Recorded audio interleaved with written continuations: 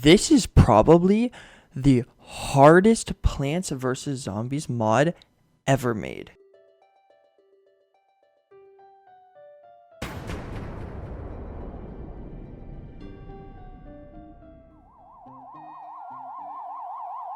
Welcome to Plants vs. Zombies TD edition. What does TD mean? No one knows, but in my opinion, I think it means tower defense. Wait.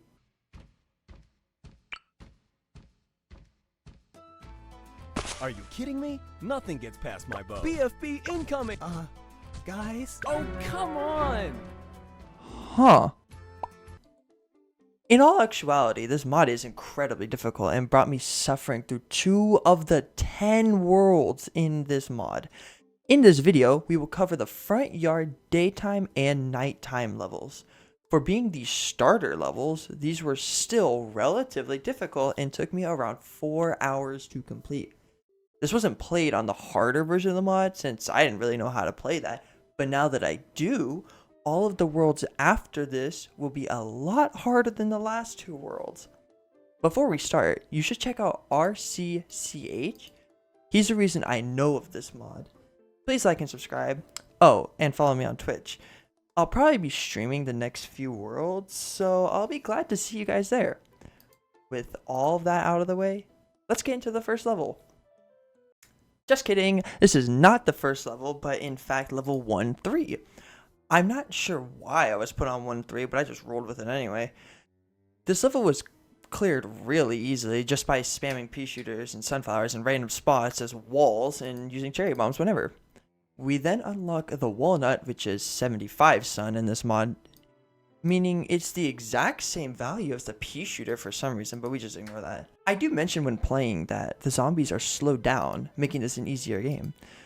This slowness effect seems to only apply to before the first flag, so this will be really hard later on 2 flag levels. We end up beating the level after somehow losing a lawnmower and get the shovel. There is nothing to know from walnut bowling except for my reaction to how fast the exploding walnut was.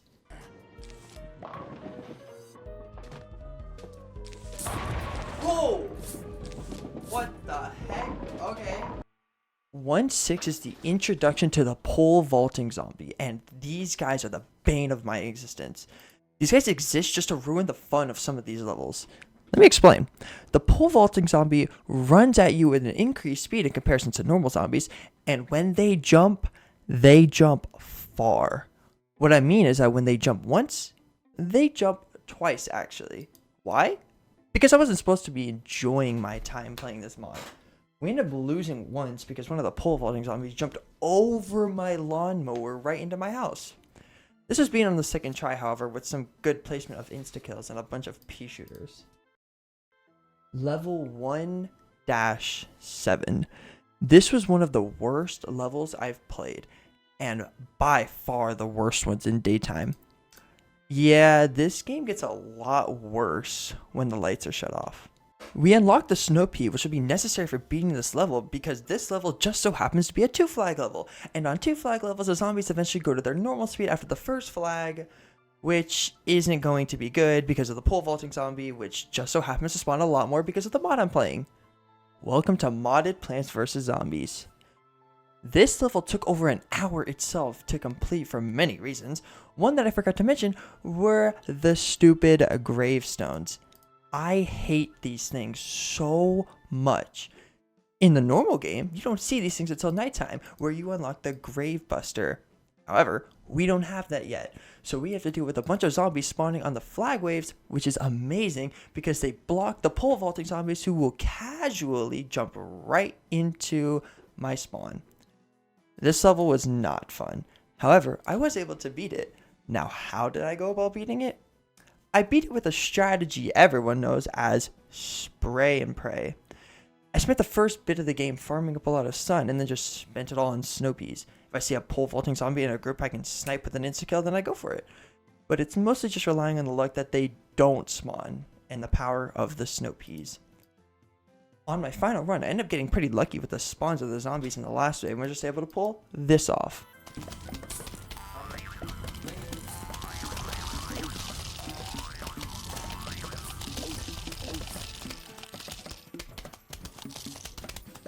go. Let's go.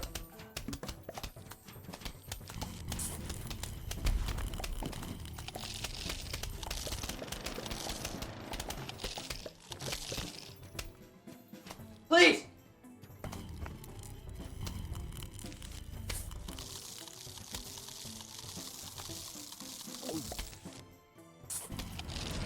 Yes! Oh my god! Oh my god! Oh my god! That wasn't as bad as I thought it was. The rest of daytime after this became a million times easier because of the guy we just unlocked, the Chomper. See, this guy no longer eats one zombie and then chomps for 42 seconds. Really, PopCap? Way to do the Chomper dirty. But instead, chomps at the closest zombie, doing a bunch of damage to them. Oh yeah, and the Chomper has infinite range, because of course it does. I completely rushed through 1-8 and with the Chompers and beat 1-9 with the same exact strategy. This is what I heard for the past 10 minutes.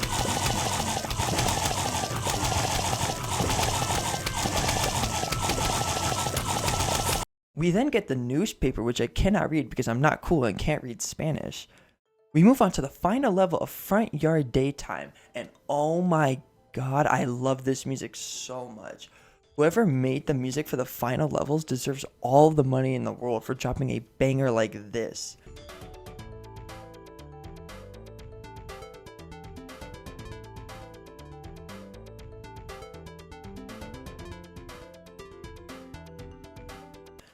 There really wasn't much to note from this level other than the music. I might have gotten close to dying sometime around here, but I did end up beating it first try, so I don't really care. We beat the level and unlocked the puff shroom, meaning we finally move on to nighttime.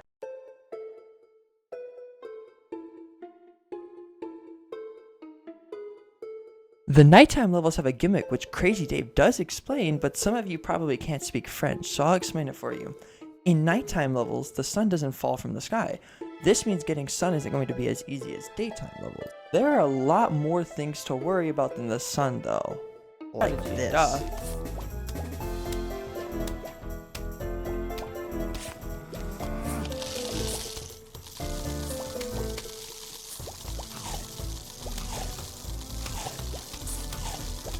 Why are you actually really strong? What? Okay. Alright, it's actually a lot harder than I thought. Cool, fun. These things aren't as good as I thought they would be. Yeah, I had no clue how to beat 2-1. I was stuck for a while trying to figure out how to beat this level for a bit. I tried using Chomper, but that got obliterated by the newspaper zombie. I even brought out the repeater, and this guy accomplished nothing, of course.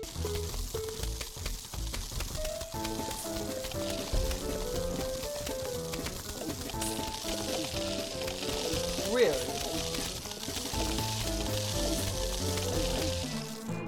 Really? No! Okay. Alright, that's fun.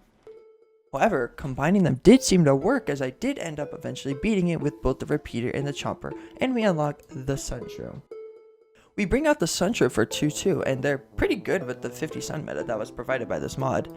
Thank you, mod maker. This would not have been possible without. This level was still a bit challenging though, but I managed to persevere using the Chomper and walnuts. The low recharge time of the walnut actually made it really useful in a lot of these levels. On 2-3, we unlocked the Fume Shroom and also by the 7th seed slot from Crazy Dave. He tried telling me, but I couldn't understand Portuguese, but I gave him my money anyway. 2-4 shows the power of the Fume Shroom as it throws in the pole vaulting zombie, which still gets absolutely destroyed by the infinite pierce, infinite range power of the Fume Shroom. This plant is really good at night right now. That and the Grave Buster is also phenomenal. Removing graves means zombies won't be spawning as much at flag waves, something that will need to be kept in mind for later. We beat this level first try and we get the Almanac, which we will not be using at all. Unless we find new zombies, which we will. 2-5, aka Whack-a-Zombie, is not possible for a human to do. I got destroyed by all of these zombies when I tried this myself and instantly gave up and turned on auto-clicker. I shredded the zombies to bits. I almost removed all of their gravestones. Except I don't think the game allows us, so they spawn more gravestones just so my lawn would not be clear. We unlock the Hypno Shroom and move on to the next level. On the next level, we find this guy. In this mod, the football zombie comes with a variant, the All-Star Zombie. If this name rings a bell, it's literally just the football zombie from PvZ2. The All-Star will run incredibly fast down the lane until it gets to the first non-instant kill plant that it can eat. It will destroy that one plant and then turn into a normal football zombie. This is where the new Hypno Shroom comes into play. It no longer hypnotizes a zombie, but now kills any zombie that eats it. A change that may work in our favor. We utilized it along with the Fume Shroom spam to beat this level and unlock the Scaredy Shroom. Huh, there's only 4 more levels and still an hour and a half left recording. How is that possible? This is why. I spent so much time on 2.7 trying to beat this level that I almost gave up numerous times because I genuinely thought it was impossible. Here's why. Our normal strategy of spamming chompers didn't work because the moment a newspaper zombie went rogue, it was game over. This same rule also applied to the Fume Shroom, which I thought would have been great for this level. I had every strategy in the book thought of and I couldn't find the right one. I tried bringing out the new Scaredy Shroom, which was buffed to have the same DPS as the Repeater. But like the Repeater, it also sucks. Any plant that can destroy the newspaper off of the newspaper zombie but can't kill the zombie isn't going to be good. The problem is, that's literally every single plant I use, except for the insta-kill plants, which would never be off cooldown because I probably had to use it on another newspaper zombie. That was the problem at hand. We were screwed. Not to mention the pole vaulter zombies that I had to take care of. I couldn't use a single damage plant because it wouldn't be enough to stop the pole vaulting zombies. I was stumped. I thought I would never be able to beat this. I started to use a strategy I like to call Declaration, which states that I will not place any attacking plants in a lane until I know it is capable of defending against everything. My strategy was to hold off on planting any of my attacking plants, which is any non-insta-killing plant, until I have the ability to place enough attackers to hold off everything. Let's use chompers for example. I will stall out as much as I can until I have enough sun to plant at least 2 chompers and a walnut in one lane. They are capable of defending against a newspaper zombie and the pole vaulting zombie. I would prefer to have at least 3 chompers in a lane, however 2 is capable. For the rest of the lanes, I stalled out using potato mines, cherry bombs, hypno shrooms, whatever I had that helped me kill whatever zombie was in that lane without having to use an attacker and risk losing to the newspaper zombie. Once I had each lane filled up with 2 chompers, I would continue until I had 3 and then replace walnuts when this. I'm glad to say that this strategy was successful, and after a couple attempts, this happened.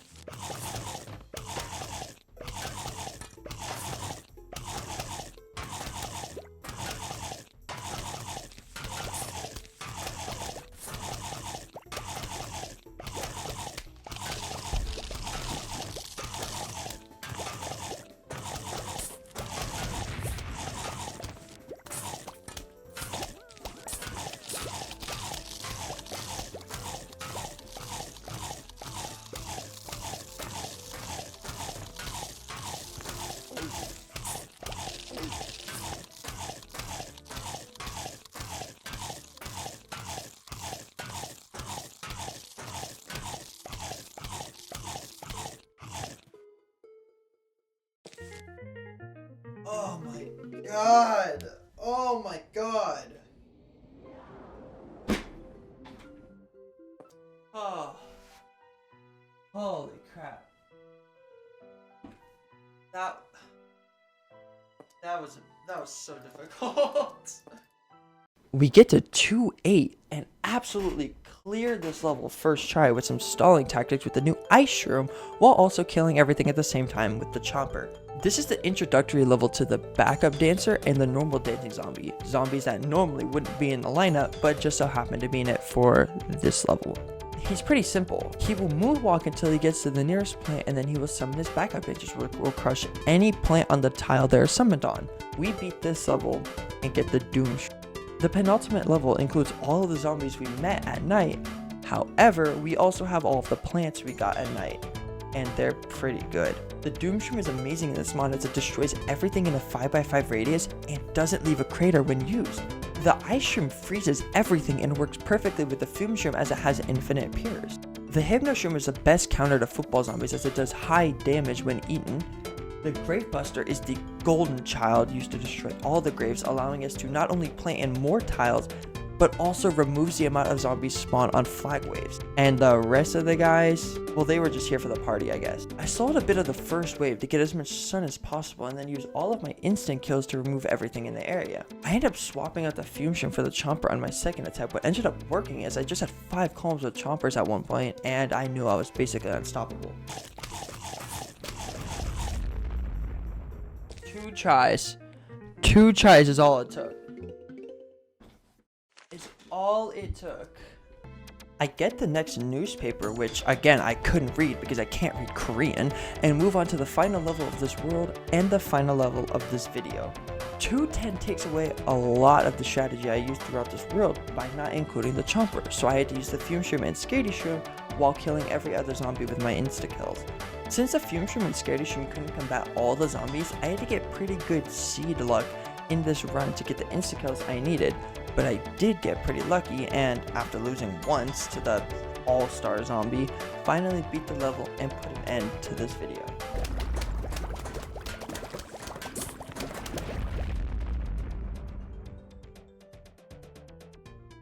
And there it is. I did both of them in one sitting. Yeesh, that was not fun. It is now daytime again. I hope you guys enjoyed listening to my voice for as long as you did. This video took a long time to make. I spent almost 2 hours reading and writing the script for this video, and God knows how long editing this video is going to take. So please like and subscribe and follow me on Twitch for when I shoot myself in the continuation of this annoying challenge that will only bring me suffering. I hope you guys enjoyed this video, and I'll see you all in the next one. Bye bye.